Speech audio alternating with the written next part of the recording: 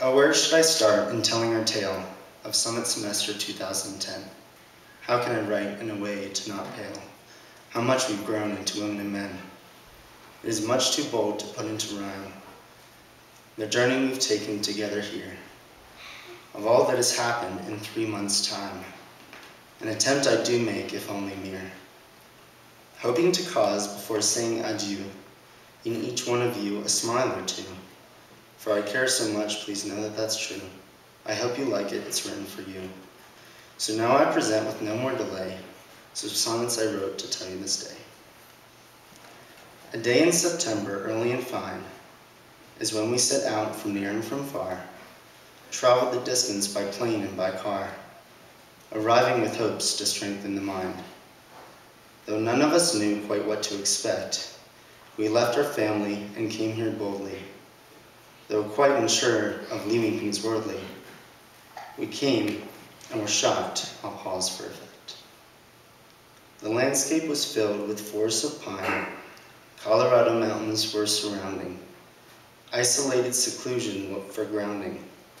A rustic lodge that we could call mine. Anxiousness fading, excitement mounting. The hours to start now we were counting.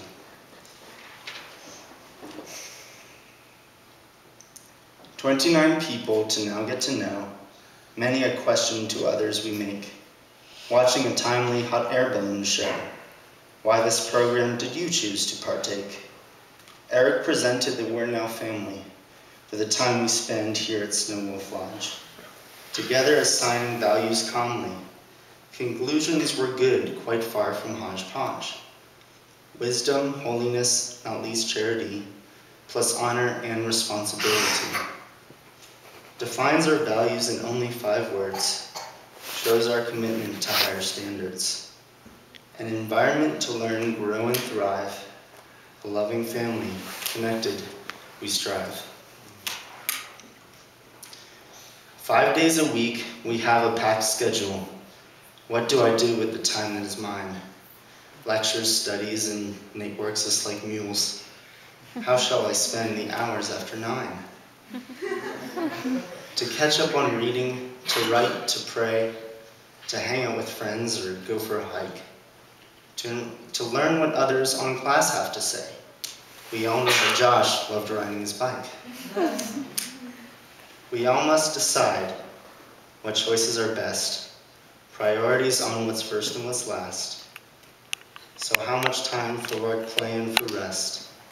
This pickle of time was a difficult task.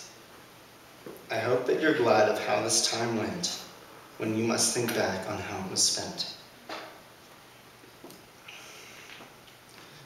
A trip to Durango and then New Ray, another one camping out at the sand dunes. Some evenings we danced to Michael Bublé. Others we gazed at the stars and the moon.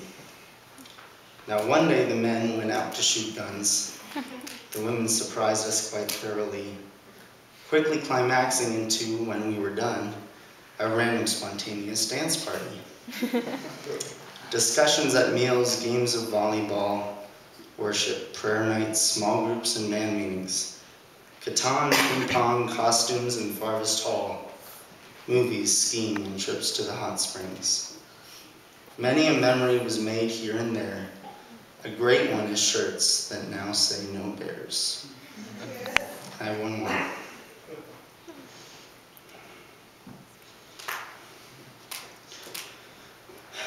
This is kind of all together in one.